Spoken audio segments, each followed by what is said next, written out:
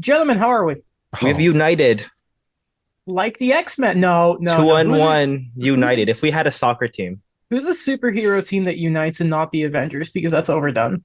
um, what's the we're the three DC Spider-Men. the DC version? That's a Okay, good wait, one. that's the Justice League. It's the Justice League. Yeah, that's what I Yeah. What do meant. you mean It's you been do a the day. Justice League? Been a day.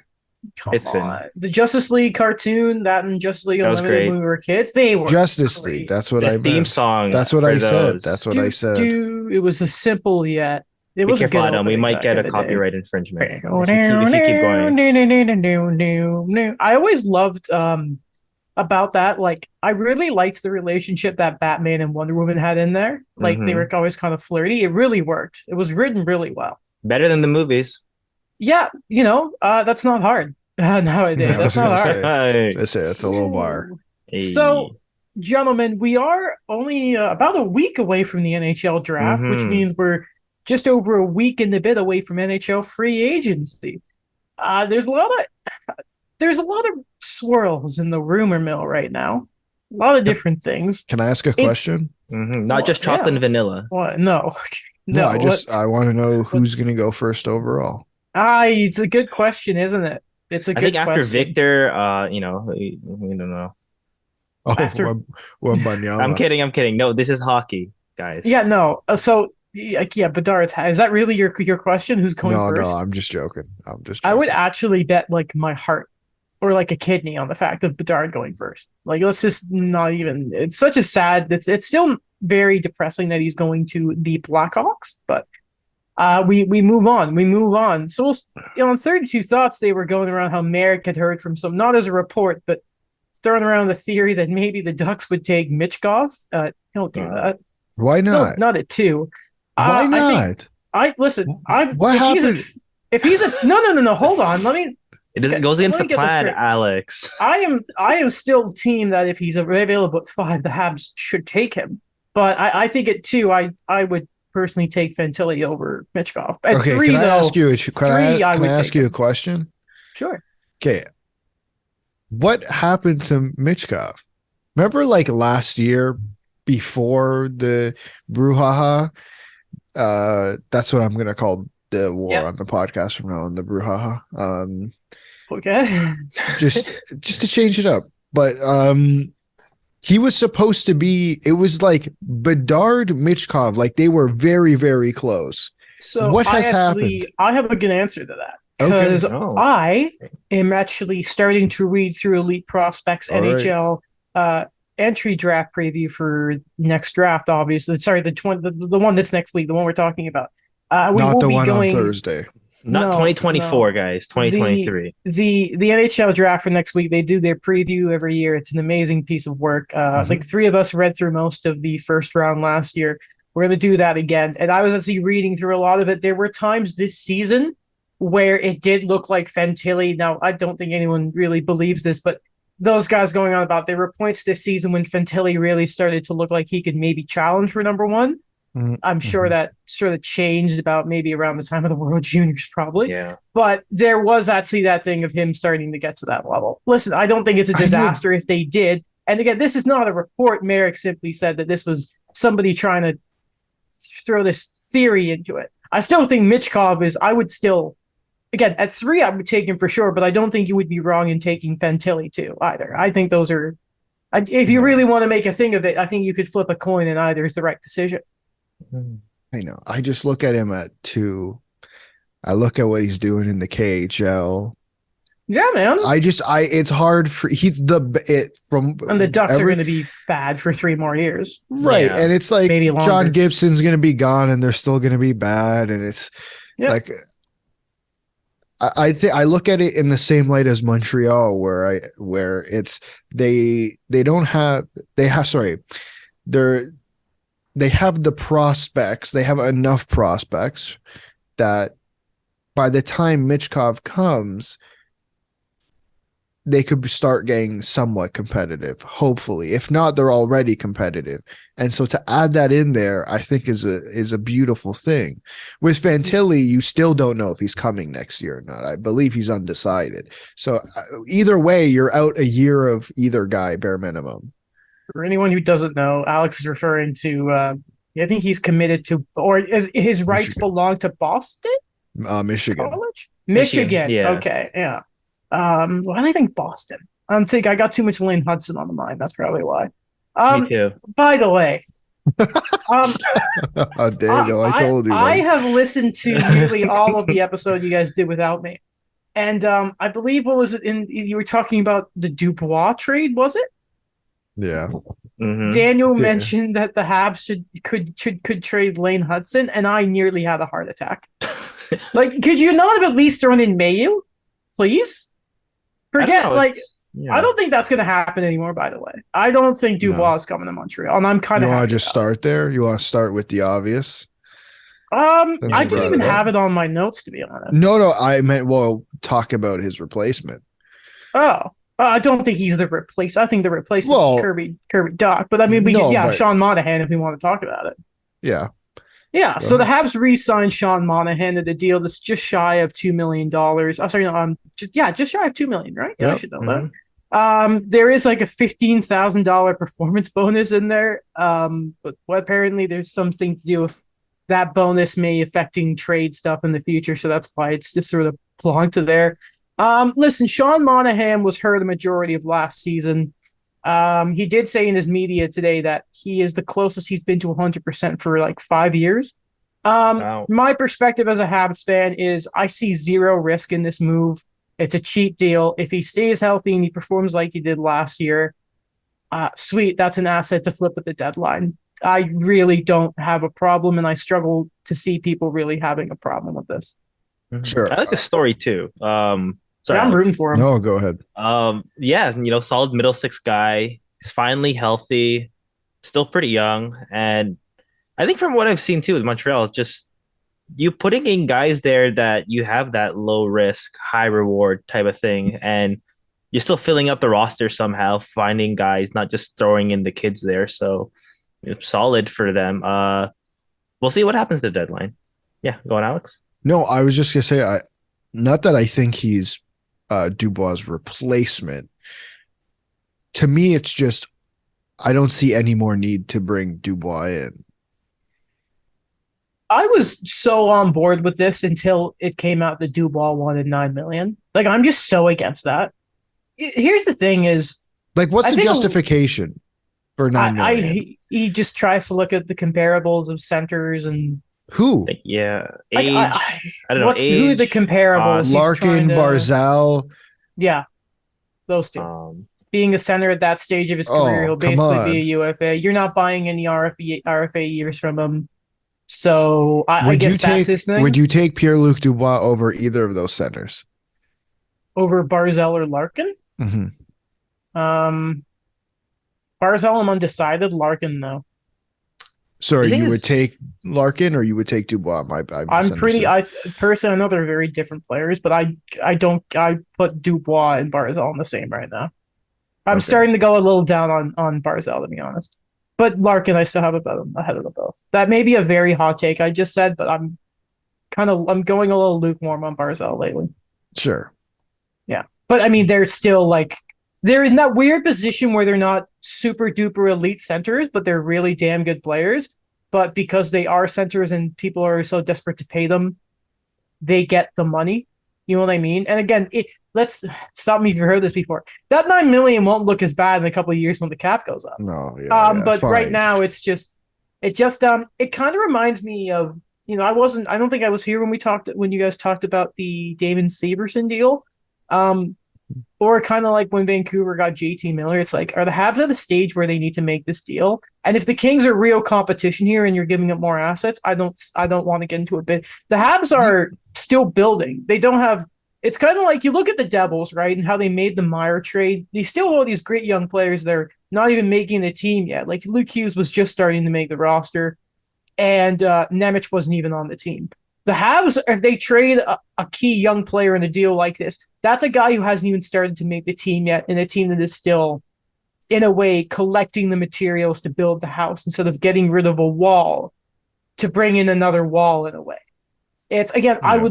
I would be okay if they did it, if it was they could get him for dirt cheap, price wise, to acquire the player. But now that there's other players involved and he wants a $9 million, no, Like, no. we talk like 9 million, and then I go look at LA, and it's like, why would LA pay $9 million Remember for when 8 years? Phil Deneau didn't want to be like third line center anymore? Yeah. But it not what did even the that. Kings want? Why would they pay $9 million dollars? So like Anze Kopitar's up at the end of next year, making $10 million bucks.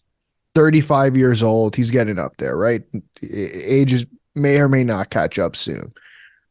And your idea is Pierre-Luc Dubois? Do you remember a Central Division team bringing in a defenseman who was right-handed just in case they lost their captain, which they did, who was another right-handed defenseman? Yes, St. Louis. St. Louis, yeah, Justin Falk, and it cost them Alex Pietrangelo. And maybe they know something we don't about Anze Kopitar, or maybe they are doing the insurance thing. When I realized that Kopitar, I didn't know his deal was up next year. Yeah, but he's also Completely forgot. 35. He's also 35. Different than Alex Pietrangelo. I get the point. Mm. I think I can different s- situation. Maybe it's I like can kind of. Sorry, go ahead, Dan. no, I was saying it's like next in line kind of thing, not like a replacement thing, but maybe. And this is just my theory. Just maybe Kopitar is a king for life, takes a discount, maybe takes a step back in his role, and you have this quote unquote heir apparent top 6 guy coming in. Even though for me, I'm not super convinced Dubois is an elite center. Like, I think he's a great player, but I don't think he's an elite center. He's not an elite center. Sorry. Has Has he hit a point per game? No, he hasn't. He's like a 27 goal, 60 point guy, which is that again. Yeah, as Dennis, that's a good player. Damn good. But do they maybe see him as? I'm not saying he's Anze Kopitar. I'm not. That's a Selke winner guy. But do they see the big body, the two-way game, and they kind of like that style of player, and they think they can do something. I don't know. Maybe that's it. Maybe that's, or he goes to Boston and somehow they make it work because it's Boston and he terrorizes the Habs and the Leafs for the next decade. Probably Happen. that might happen, and we're all gonna hate having that conversation. Yeah, that or they have another season, record-breaking season, and then they lose and blow a 3-1 lead in the first round again. Mm-hmm. Yeah, you never know with the Bruins. You never know. Sean Monahan. Happy you're back, buddy. Happy you're back. Like, maybe they get an asset for him. I'm still convinced that a trade with Colorado would have made sense if he didn't get hurt. I would die on that hill. Who? Monahan and Colorado at the deadline. Yeah. Because I still can't. I refuse to believe they went into the deadline thinking Lars Eller is our move. I refuse to believe, and I love Lars Eller, but I'm not okay with it. Do you want to talk about Oliver Ekman-Larsson? So. Yeah. The Vancouver Canucks have done the impossible. They have I have been I've been trying to catch up as I have been, stuck in bed for the past week and a half with my back injury. I have been stuck and trying to catch up on hockey news before the draft. And I was listening to 32 Thoughts, and I'm getting the vibe for some reason the Vancouver Canucks are going to try and compete next year. Yeah. So when they first acquired Oliver Ekman-Larsson, they got rid of the short-term pain of the contracts of Roussel, Eriksson. Do not tell me. I will guess the third one. Roussel, Eriksson. Okay, never mind. Who's the third one? Do you want me to go through the entire trade? His last name is also a dog. It's a dog? Yeah. Oh, Jay Beagle. Yeah. But do you want to go through the entire trade? Because it's I have not a great. reason I'm saying this. Please read us the trade, Alex. So the July 23rd, 2021. It hasn't even been 2 years ago. 2 years. That's insane. The Vancouver Canucks acquire Oliver Ekman-Larsson and Connor Garland, who may or may not also be traded. Who's been on the block for like 2 years. since he got there. Yeah. Yeah. In return, the Arizona. By the way, OEL 990,000 retained, 12%. Oh, you forgot about that. The Coyotes acquire, which is whatever. They don't. Arizona doesn't care. Yeah. Arizona acquires Anton Roussel, Jay Beagle, and Louis Eriksson, which I believe they all had a year left on their deal. Yeah, they were all UFAs the following summer. Yeah. Yep. Keep Or that in maybe mind. I think maybe Louis Eriksson had 2 years. No, I think they were maybe all not. at the same. They were all the same. Either way. Anyway. A 2021 first round pick, which was 9th overall, who they selected Dylan Gunther with, who sounds like he's pretty good. He's been pretty good, yeah. Before that, Daniel, Mr. World Juniors, who scored the gold medal winning game at this year's World Juniors again? Was it a Dylan Gunther? I believe it was Dylan Gunther. Continue, Alex. Yeah. A 2022 second round pick who is Hunter Height. Whatever, he drafted last year. Okay, 2 years ago. Yeah, we'll deal with it. I believe they actually traded that pick anyways because it's a Minnesota selection, so no longer theirs. We can trade tree this in a second, and a 2023 7th round pick, which is this year, it'll be 203rd overall. We'll be tracking that one. I remember we were talking to Harmon Dial of The Athletic, and I asked him. I said, Harmon. Oh. Go ahead. Sorry, I was gonna. No, it's okay. I'm gonna do a bit here. So go ahead and finish up. The the Arizona Coyotes, used that pick to acquire Jack McBain from the Minnesota Wild. Continue. Oh, that's neat. My bad. That's it. That's all I gotta like say. That. Mm-hmm. Yeah. So they traded short-term pain. Wait, start from the beginning. I interrupted you. Start from the beginning. I apologize. So when they did that move, they moved out the short-term pain of dealing with Roussel, Beagle, and Eriksson to a guy they thought maybe could help them with a massive deal who, the moment after he signed that, and at the time I believed it. I believed Oliver Ekman-Larsson could bounce back. I love that player. But the moment he signed that deal, he fell off, and they went and got him. They traded the short-term pain of 1 year to the 8-year albatross of a deal.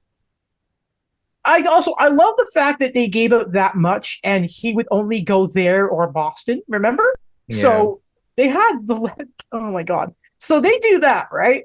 They gave up the short-term pain for long-term pain, right? And then we fast forward to a few days ago when they buy out this contract. And gentlemen, is it not just the funniest thing I've ever seen? This buyout goes until 2031. 2030. Like, how weird is it to just think of the 30s, the 2030s? That's where we are right now. I will be 30 years old, 31. I will be turning 32 a couple months after that. That is stupid. So the cap hit this season for the Canucks. We'll get to the Coyotes in a second here. The Canucks will have a cap hit of this buyout, only $146,000 today. 2.3 next season, 4.72 seasons after that. Then the last 4 years will be $2.1 million. It's an 8-year. It's the cap hit's not nearly as bad, but now there is a long-term cap hit there. The Coyotes also get dinged for this. Now the cap hit's not nearly as bad, but apparently for the length of this buyout, the Coyotes apparently lose one of their 3 buyout salary retention windows, I think. I don't know if that is that true. That was a rule. I read that. It's apparently. Sorry, is that true? Because they just bought out 2 more guys. So do they no longer have salary retention? They just bought out Zach Cassian and Patrick Namath yesterday. My boy Patrick Namath, by the way. So do they have? Listen, Bill. I know we like to clown the Arizona Coyotes, but I don't think Bill Armstrong's that stupid. Are we sure that's a rule?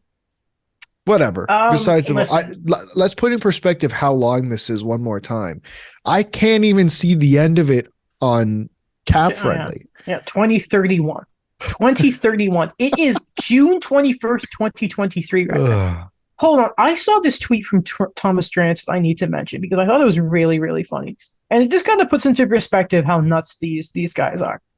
First off, the $19.33 million cost of the OEL buyout, again from Thomas Drance, is the largest ordinary course buyout in the NHL's history. The 4 larger buyouts are the compliance ones of DiPietro, Brad Richards, Ilya Brizgalov, and Vincent Lecavalier, which that's really funny.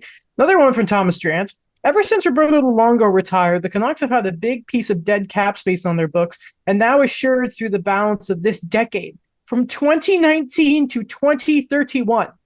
2019 to 2022 was Roberto Luongo. 2022 to 2023 were, do you remember, Jake Virtanen and Braden Holtby, and 2023 to 2031 is Oliver Ekman-Larsson. Which brings me to the point, again, of Elliot Friedman and Jeff Merrick talking about the Canucks believe that they can compete.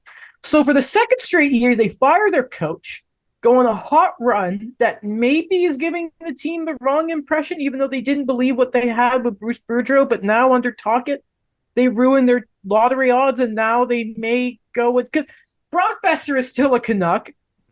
Garland is still a Canuck. Horvat's gone. Remember that. And they buy out Oliver Ekman-Larsson. Yeah. So I don't know if they can move Tyler Myers now. No. Well, I saw earlier. Sorry, I saw earlier that it sounds like Besser and Myers might be off the market. So, I like. Where are we going with the Vancouver Canucks? Daniel, I'll let you go. Just give me 1 second. I think I called this when they hired Jim Rutherford. I don't mean to toot my own horn, but I'm gonna do it anyways. I think I might have called this when they hired Jim Rutherford, when they said when they hired Jim Rutherford, what was Jim Rutherford not going to do? Even though they should have, and I'm still on board with it, and I believe it, that they should have rebuilt. They should go through a rebuild. I genuinely believe that. But I said, when you look at Jim Rutherford and his work in Pittsburgh over a certain period of time, there was absolutely no process of a rebuild, even when there were times, especially in the back half, that they should have gone through a rebuild, and they didn't bring Jim Rutherford in to do a rebuild. Yeah, I don't know. Maybe I'm wrong, but I don't know. Yeah, Daniel? It's a funny thing. We've talked about this how many times throughout the pandemic of what are the Vancouver Canucks doing? We've mentioned it before, that run in the bubble. I knew it was going to be something where they think that we're actually, I don't know, we're on a faster track of things than we think we are. And we're going back to the same answers. I remember, Adam, you mentioned where there's that idea that the Canucks say that they want to be competitive again. That's what they said when they made the OEL trade, where, yeah, we're giving up an asset like Dylan Guenther, hypothetically, and getting rid of these contracts that we could have just waited for them to expire and get a guy that we think that's going to help right away. And then he's bought out. It's another thing where I just don't see it with Vancouver, where they do one thing. And remember, we talked about this at the deadline. They do this one thing where it's like, okay, you were not going to get any, Horvat was not going to be re-signed. You get assets for him.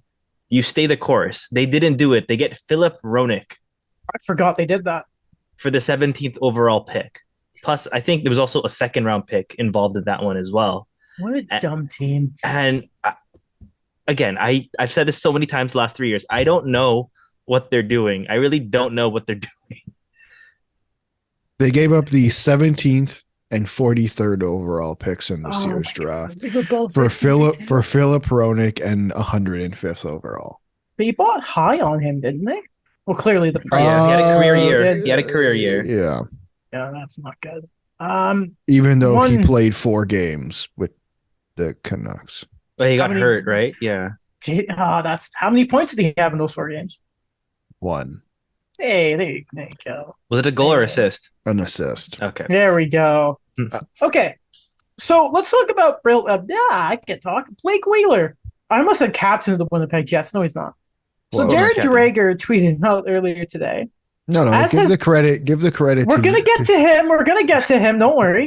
So Darren Dreger tweeted today that as has been the case since the buyout window opened, this is an option for the Winnipeg Jets and Blake Wheeler. There is some trade interest, so the Jets continue to work through the process. Now, before Darren Dreger, noted former Sportsnet employee, now of the SDPN full-time, Steve Dangle-Glynn did say the other day that he was hearing from a source that it was trending towards a buyout. Now, I love Steve Dangle.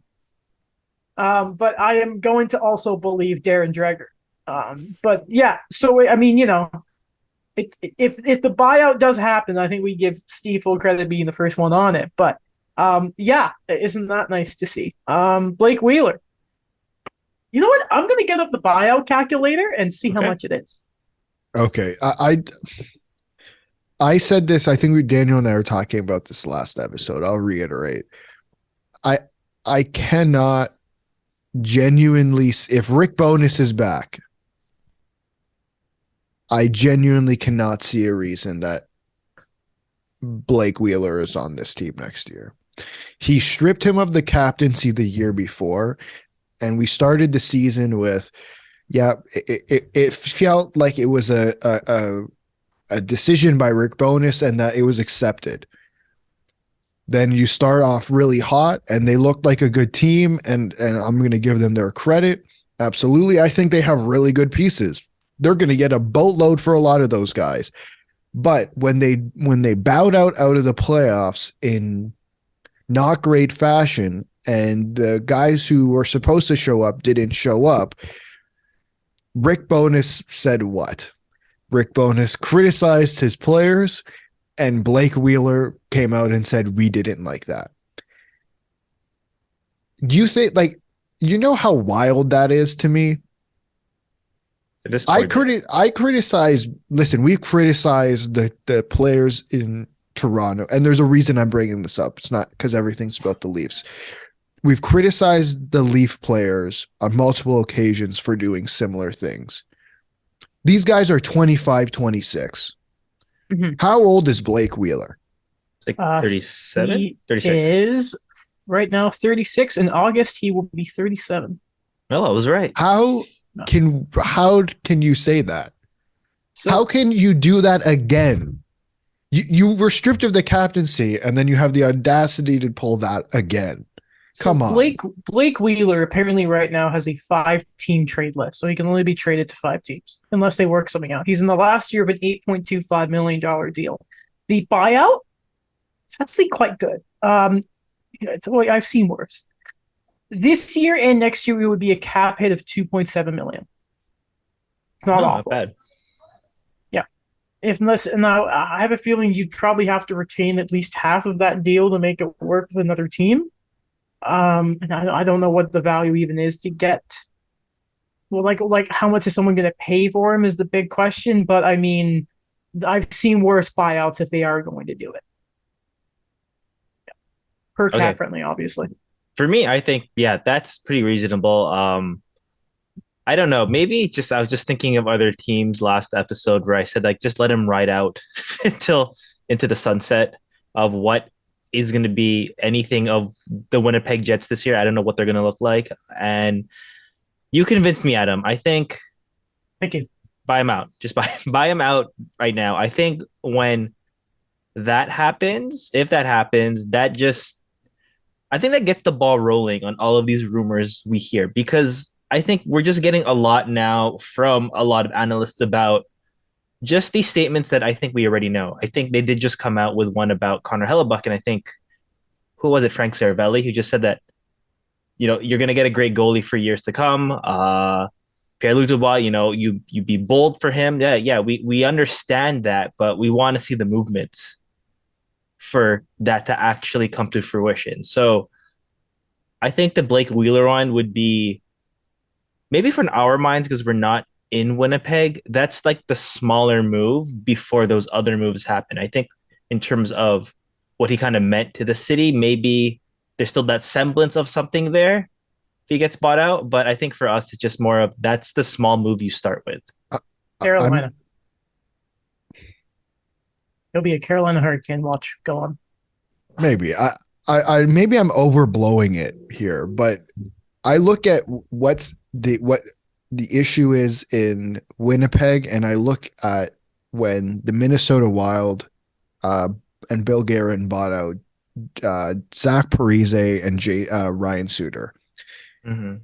I'm not saying those buyouts were of a bigger deal because of the situation, but the whole point of those buyouts, according to Bill Guerin, was essentially to shift from one generation to the next. In a way, reset the culture in the room, allow the player, the new generation of the quote Minnesota Wild to take over. I don't know who the new generation per se of the Winnipeg Jets are, but I think it's time to move on from the old. Does Billy Hanola finally get a shot? Him probably go with Perfetti in the future. Sure. Kyle Connor finally give Nick Ehlers some ice time. We'll see. By the way, a team you guys mentioned in passing when talking about destinations for Connor Hellebuck. 32 Thoughts a couple weeks ago were talking about how apparently the Kings were talking Nashville about UC Saros. Yeah. If I'm the Kings and I want to make a real splash, go and get Hellebuck. Even though low key, so everyone's talking about the fact that he's going to get the Vasilevsky deal, or at least the cap hit. I would be really freaking scared to give him long term because he's 30. But I get if you got to do it, you got to do it. Especially because he's played a lot of hockey. Yeah. Well, I always gets ridden. I think with the Kings. Sorry. Go ahead. No. I'm just thinking with the Kings is just they've had a history of tandems, or of making the most of these guys that are not exactly known as a starter right away, but then they become one in a way. Like I'm thinking like a Darcy Kemper, for example. Mm-hmm. They've proven that they've been able to be better than Winnipeg when it comes to sharing the load. I think that it just kind of showed with them that they were still competitive with a Jonathan Quick Cal Peterson tandem for a while. And then when they knew that didn't work, they fixed it. I don't think they just kept riding with it. So if he goes there, I think he'll get more support than he did in Winnipeg. Yeah. And another team, though, was Daniel, you mentioned it on Sunday. And then I think LeBron talked about it on Insider Trading yesterday, was New Jersey. So once again, just like you did with Tyler Toffoli many, many years ago, he's doing it again. Daniel's doing it again with Connor Hellebuck. Thank you. Alexander Holtz to the Winnipeg Jets. There we go. So let's talk about Brett Pesce. It was also reported on Insider Trading that if they can't get an extension done, the Carolina Hurricanes with Brett Pesce, they're going to move him. Now, Brett Pesce. Correct me if I'm wrong. He is a right-handed defenseman, is he not? Okay. Are you thinking what I'm thinking? Are you thinking what I'm thinking? So everyone was talking about the Oilers, which is why I want to say, is this not the exact type of player the Leafs have wanted for years? Mm-hmm. I'm just saying. Do they want to try like a swap with like Jason Robertson for Brett Pesce? Nick Robertson. Yeah, sorry, Nick Robertson. Yeah. I don't know. Maybe there's a big deal going. Maybe there's a bigger deal. I don't know. What's the big deal all around? I don't know. What would be the package? Like Marner for Aho and Pesce? Is that what you're looking would it be at? Like a Jake I'm not saying that. I'm not saying or that. No, that's not enough. Sorry? A Jake McKay. No, a Jake what they like the first and a second? For a second, and then like a few spare parts. So they're running it back, right? Yeah. They're running it back. So today on 32 Thoughts, Adam just made me very upset. Freeman, because we got to talk about this, right? Because I swear to God, the last 5 episodes of the SDP have had the same segment as Sheldon Keefe coming back. Chris Johnson made it sound like it's going to happen for sure. So, first and foremost, here's a bit of...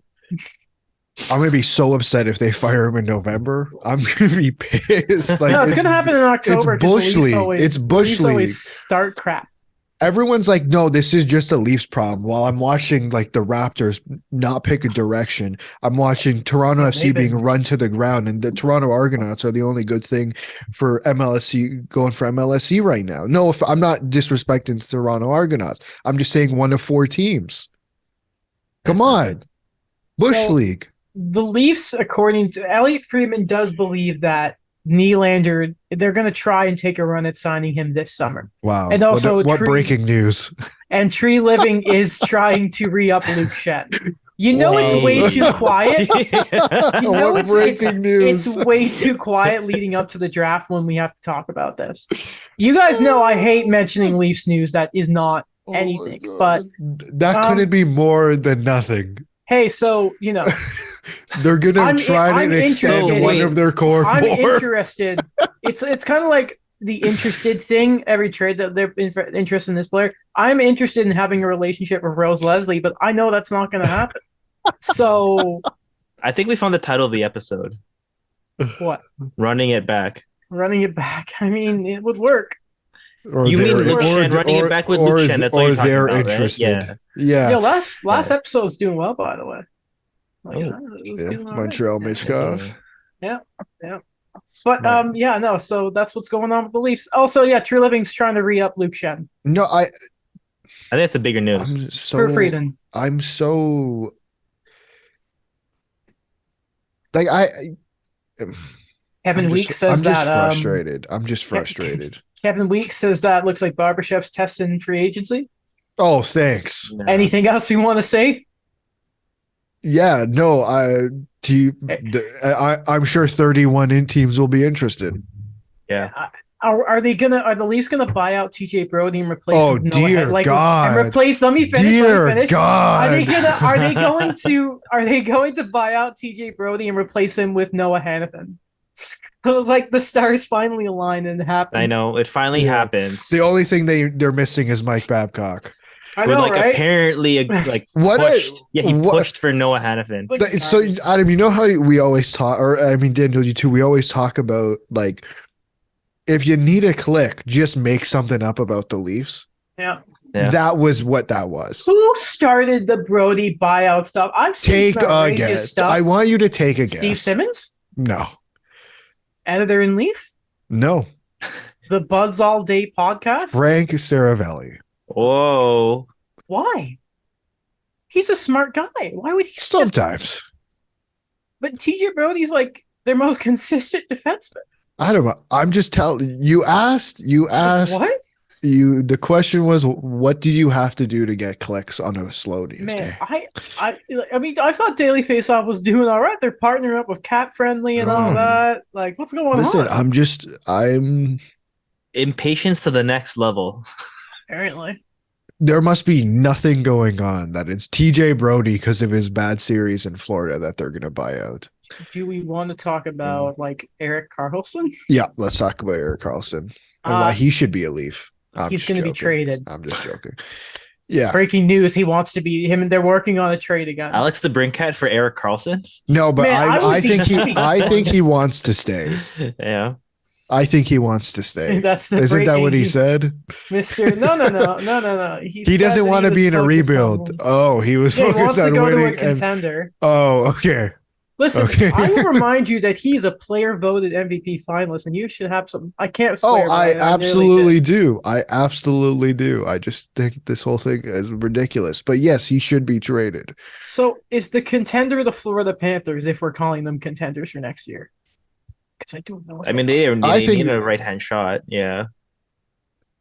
I mean, there's a couple guys who aren't going to start the season, and both of them happen to be right-handed defensemen. Exactly. That's Montour and Ekblad, right? Correct. Yeah. My question is how on earth are they? And I think this is a question for every single team that would be interested in Erik Karlsson.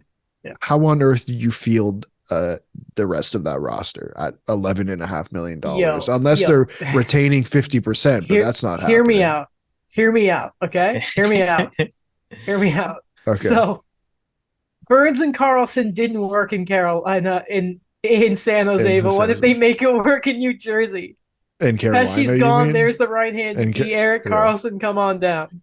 I don't know if that's gonna work. They make it work, man. I don't know.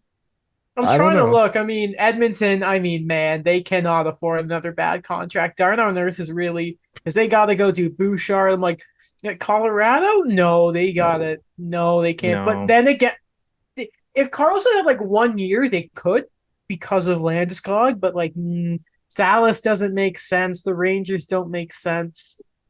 Minnesota can't spend money. Maybe he'll be a Pittsburgh Penguin. No. I would buy. Would that be a Kyle Dubas type of approved move?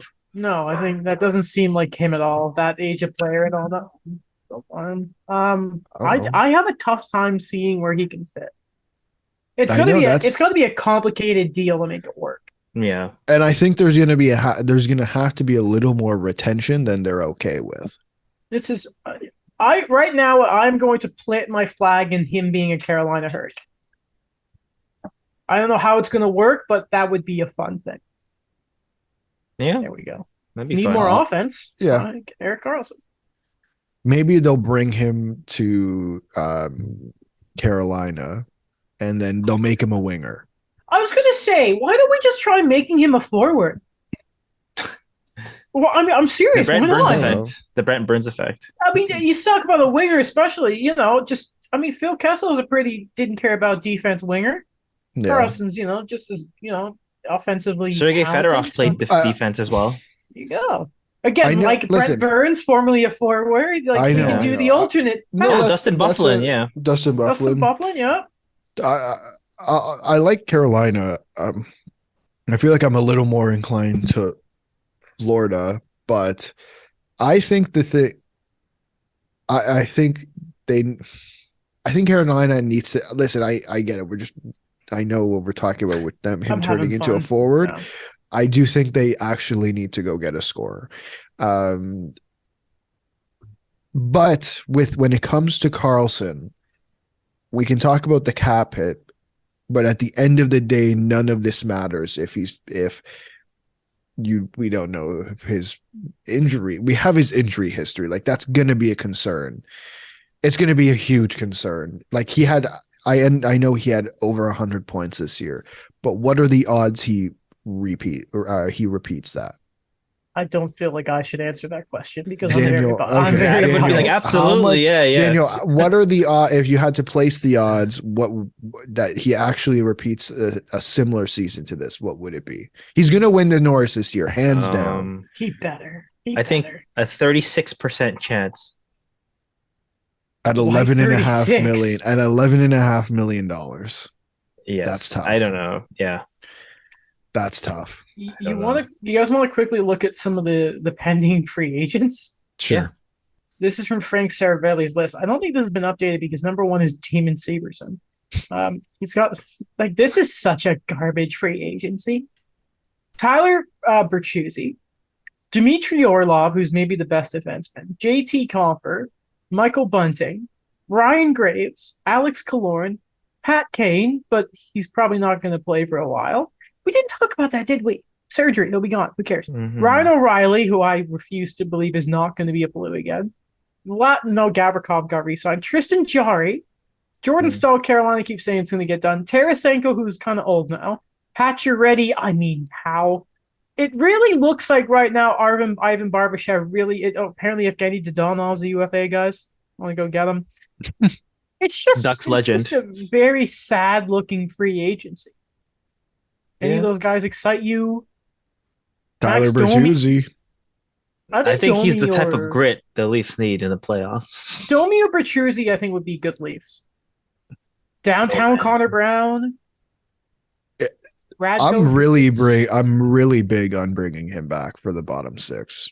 Alex that's just me. Kerfoot, He can Goodbye. go to Pittsburgh. Thank James you very Van much. Riemsdyk, I mean, we got Luke Shen back. Thomas Tatar. Wait, you didn't say it. We love how you say it. Tatar. There you go. Jonathan Drouin. Corey I- Perry. Oh, Ooh, Everyone's been linking him to the Leafs. I know. I would love if he I came have back been to the last Montreal. 4 years. Yeah, you've wanted it since the buyout, man. You've wanted it since. Yes. Are the Ducks still paying him? Yeah, I think. That's, No, actually, no. Let me check. Let me check that. Please do. In the meantime, the Hockey Hall of Fame today announced the 2023 class. I just hit my pop filter. I'd say the big headliner here is he is a first ballot Hall of Famer. He is the second best goalie of his generation, Henrik Lundqvist, one of 3 goaltenders inducted this year, along with Tom Barrasso, known from his time in Pittsburgh, and Mike Vernon. Alongside them is Pierre Turgeon, which that's a little overdue, that one. Caroline Ouellette, of course, I think it was the CWHL was the women's league at the time. And I remember she was like their leading scorer, like all time in goals or something. I'm not going to sit here and pretend that I'm an expert in women's hockey, but Caroline Ouellette's one of the few names I actually do know because she played for Les Canadiens. And I, of course, love my Montreal hockey. And then, of course, in the builders category, Coach Ken Hitchcock and GM Pierre Lacroix, which, yeah. All right, Alex, anything else to say? Yeah, no, I just still very curious as to why Alex McGillney is not in the Hockey Hall of Fame. Yeah, The that's annual a bad conversation. Yeah. It's Always weird have to this. me, too, that Pierre Lacroix was not in. For anyone who doesn't know, I believe he was the GM of the Nordiques / Habs. Like, I'm pretty sure he was the guy that Joe Sakic learned from. So that one to learn, and apparently he passed away. Like, this is in post-mortem. Yeah, How? passed away in 2020. That's insane that he was not in there, because that team is full of Hall of Famers. Anyway, yeah, no, I don't get why. I don't know how Vernon, Barrasso, and Lundqvist get in ahead of Mr. McGillney. But anyway, Alex, you and I had a discussion about this before we started recording. So why don't you go ahead and talk about your thing with the Hall of Fame and inductees for a second here? Sorry, 1 second. Yeah, no worries. Alex, how are you? I mean, Daniel, how are you? Alex Good. I'm good. I'm Good. still kind of baffled by some of the selections, but I want Alex to go first. No. Yeah, I think for me, and I think it just I was very, very little, and it was both these goals were at the tail end of their careers. Oh wait, do we have breaking news? I don't think we got to worry about it right now, but Okay. it's something from Sportico. Okay. Do you want to get to that now? I'm assuming you've seen it as well, Alex. That's why I said 1 second. Okay, do you want to quickly give that a read, and then Daniel and I can talk about this? Yeah. I just trying to figure out who it is. Yeah, go. Daniel, you're a much bigger fan of some older hockey than I am. Mm-hmm. Anything to say about Pierre Turgeon? To be honest, Hall of Famer. He always kind of seemed like he was that scorer, but he was never like that guy, if that makes sense. Like, put up the stats, but great name. But he reminds me of salad dressing, to be honest. Pierre Turgeon specialty ranch sauce. But I think for me, like, I just want to comment quickly on the goalies. You know, I of course was not born, so I did not see Tom Barrasso or Mike Vernon win their cups. But I always never viewed them as like the top guys in the 90s. It's no disrespect to them. It's just kind of like Tom Barrasso was like one of those players that, you know, he burned very bright very quickly, and then was an okay goalie for the rest of his career. Like after those Pittsburgh years, it just really wasn't there. And, you know, again, this is for me looking at his stats from just remembering, I guess, conversations about like what he was, what kind of player he was. I know he did a lot for American, like for US hockey as well. So I think you put in that aspect to it as well. Also with Mike Vernon, bounced around a lot. He's consistent goalie as well, won his cups, but I don't know. Like it's just again of the Hall of Fame. It's like I would include these guys in like the Hall of very good or good, not of Hall of Fame kind of guys. Again, when you mention someone like Alex McGillney not making it again. People have been very much on the thing of Rod Brendan Mark too. I'm happy for Lundqvist, by the way. Happy for it. I think you could get into the Hall of Fame as Lundqvist just by the way he looks. Good, what a man. Go ahead, Alex. Some news regarding MLSE. I figured it out. So this is from Sportico, Sportico, and it's Maple Leaf Sports and Entertainment Chairman Larry Tannenbaum is close to selling a share of his MLSE holdings to OMERS, a pension plan for 450,000 Ontario municipal employees, at an enterprise valuation of more than $8 billion. That's insane. So that's the Leafs, we literally, as we were talking about before, the Leafs, the Raptors, the Argos, and TFC, plus the Marlies and TFC's feeder Raptors clubs. 905.